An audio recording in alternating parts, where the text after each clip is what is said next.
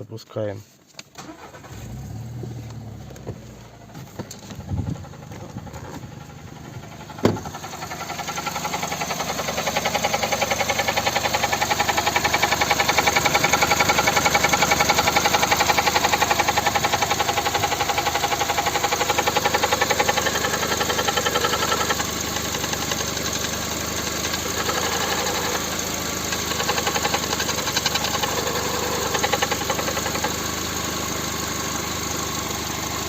Ага, в принципі я зрозумів.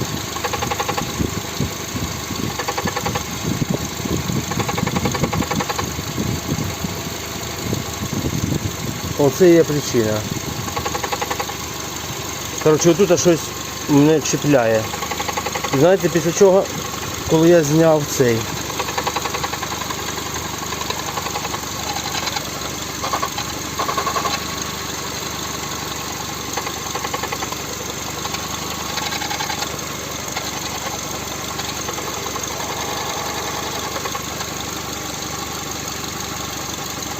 Ось в чому причина.